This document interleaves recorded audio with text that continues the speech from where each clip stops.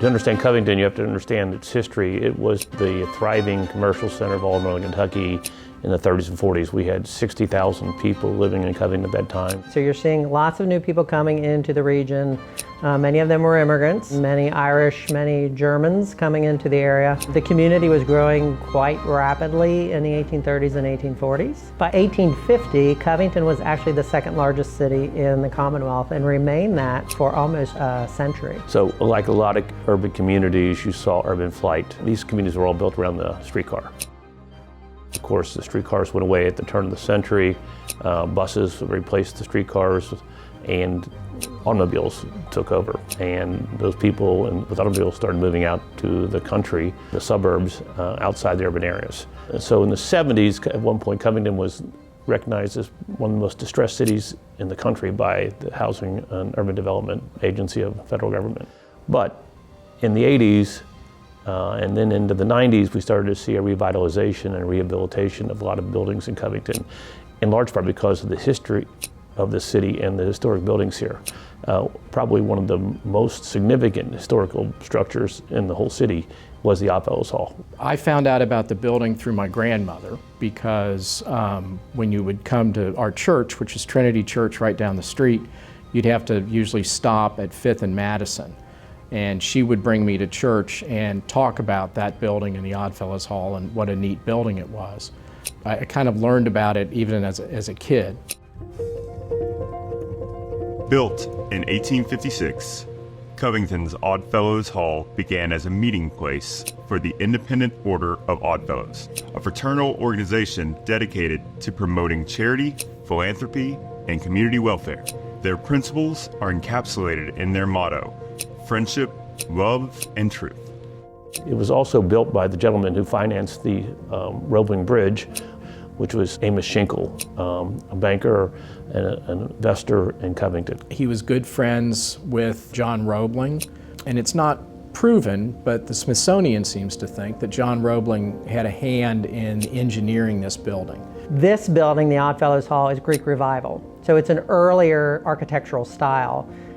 And so when you look at this building, you immediately see it as something different. I'm not an engineer or an architect. I'm just a Neanderthal lawyer. But from what I understand, the walls are extra thick because they actually provide the support. The third floor of the original building was suspended with steel rods from the heavy timber trusses of the roof structure. Very unusual for that time period, for that type of floor system. And that allowed that entire floor to be column-free, which again is very unusual for a building, even of today. The larger of a floor space and have no columns in it was very unusual, and that obviously created a great assembly space. And for many years, it was the largest public gathering space in the city. When the Civil War was over, they had a welcome home party for U.S. Grant because his father lived right around the corner. William Goebel was assassinated as governor. He laid and stayed here. During the Civil War, when Lincoln federalized the courts, they used this building as a military tribunal and a holding area for Confederate either sympathizers or prisoners of war. Basil Duke, who was John Hunt Morgan's brother-in-law and second in command, was here with a lot of his troops. During the war, there were bond rallies, boxing matches, graduations, proms, all kinds of things happened here. It was always a significant building, but it was not used up to its full potential prior to the time that the Milburns and the Sells bought the property. This was a very important part of Covington life for a long, long, long time. Unfortunately, it had fallen into disrepair, right? I mean, none of the floors above that first level could be used for anything, and quite frankly, the first floor probably shouldn't have been used for much either. The first floor of Oddfellows had liquor store, strip club, pawn shop, beer and shot joint, and a strip club. That was just on the first floor of this building. There were a number of other strip clubs in the neighborhood. So for people to come to town, and 5th and Madison was really the main entrance, it was really just a horrible welcome to Covington kind of thing. The only way this project was going to work financially was through a grant that they were able to secure. It was called the Renaissance Kentucky Program, and through tax credits. I got a call from a television reporter wanting to interview me about the fire. and I'm waking up. What fire? The fire, which started around 6 a.m., rapidly engulfed the historic Oddfellows Hall. Firefighters from Covington and neighboring communities were called to the scene. We got the call somewhere between 5 and 6 a.m. We went ahead and forced the door, and as soon as you forced that door, there was just a long, straight up stairway. So we went ahead and took some hose. Chris and I made our way up there, and with each step that we took, it was getting hotter and hotter. And I can remember that morning in May of 2002, I was driving into work, and I saw this plume of smoke. My first reaction when I got over here, I went up to one of the either police officers or firemen that were blocking traffic, and I said, "This is my building. I need to get inside and get some things out of it." And he just kind of laughed and said, "No, you're not going to do that."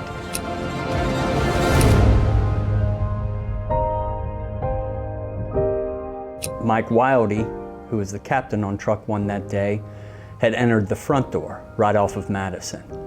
Because the fire started in the rear of the building, they immediately saw fire. They tried to work their way back to that fire.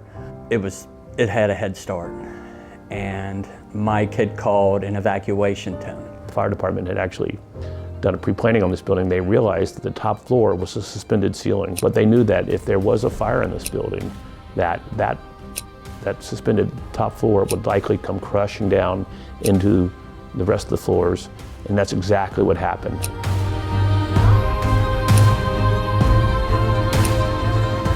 I remember when that wall fell, and I remember the telephone poles falling, just like dominoes, coming down the street. There was no running, we couldn't run away. We just kind of did a group huddle right next to the engine. Had Mike not called that evacuation tone, Chris and I were basically headed right over the inferno. And I have no doubt in my mind that, Mike Wildy saved our lives.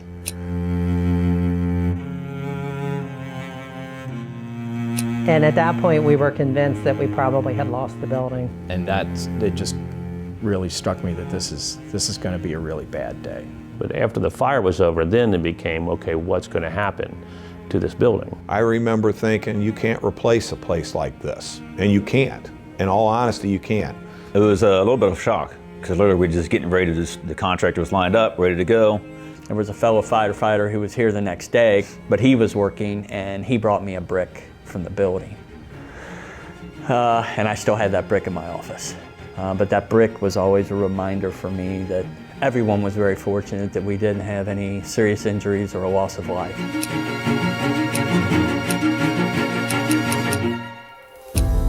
The city had a dilemma. What do we do?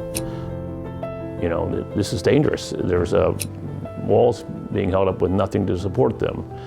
And at the time, there was a longtime city engineer that said, we have to take it down. We have to take it down right now. It was a pretty hectic time, obviously, to quickly move and quickly come up with solutions. What we had discovered is that when we contacted our insurance company, of course, they said that they would not indemnify us if the building was going to be torn down, if it would hurt anybody else's building. And of course, we're pretty close to a lot of other people's buildings. If we brought the building down and we did any damage to anybody else, that would be on us.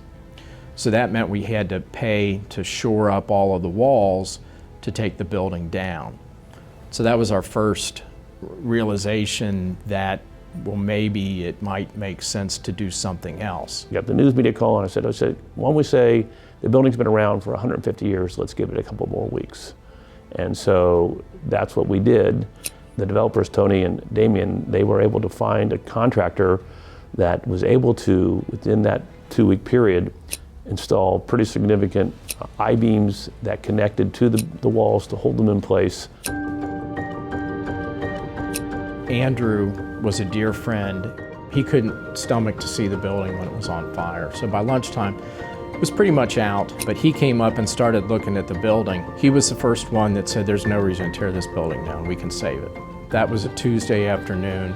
So we started talking to the city about, is there a possibility of us looking into that? We brought in a lot of experts to see if we could save the building, all the things that we needed to do.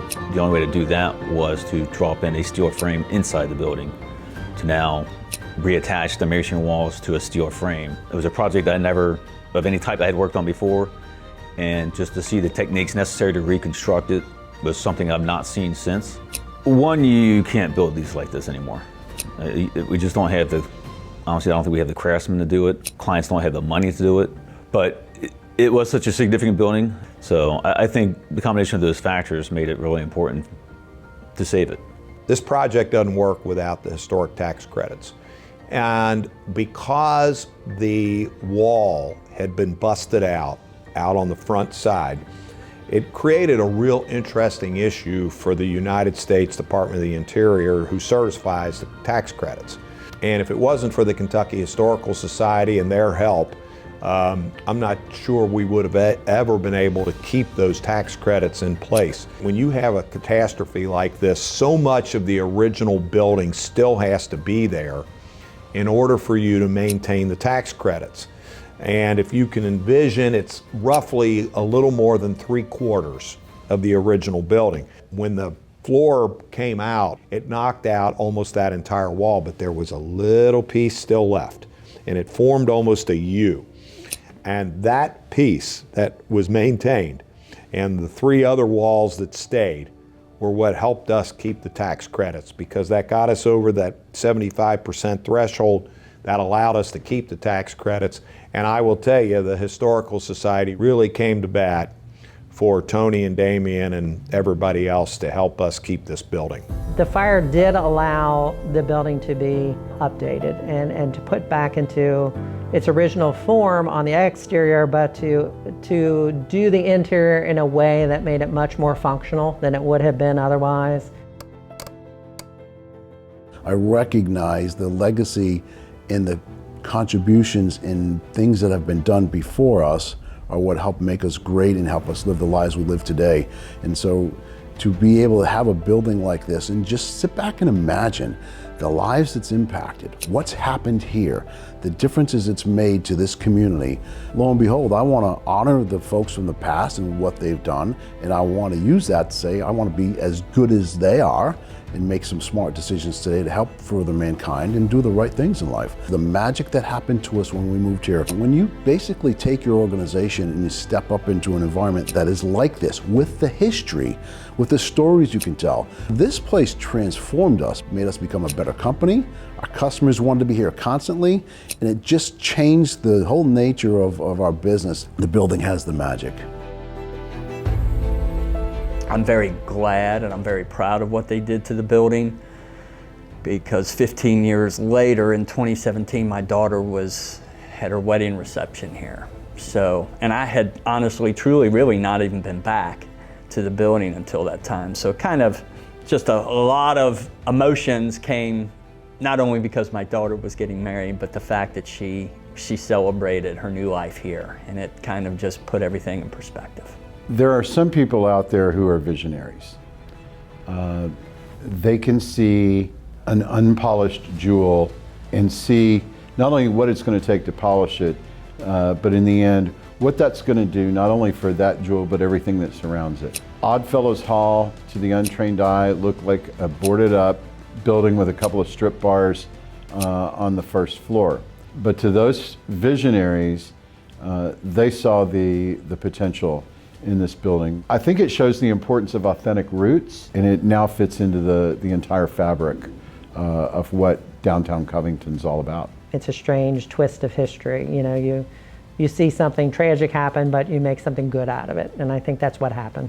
Maintaining this building is maintaining our ties to our past and using the building in new and creative ways to make it profitable and to also make it useful for now and for the future. This is probably the best example in Northern Kentucky of a project that has done that. This historic hall, which has stood in the heart of Covington for over 170 years, continues to serve as a gathering place for the community, just as its builders intended. Thanks to the handful of people who had faith in its restoration, the Oddfellows Hall will remain a testament to Covington's vibrant past and a witness to its bright future.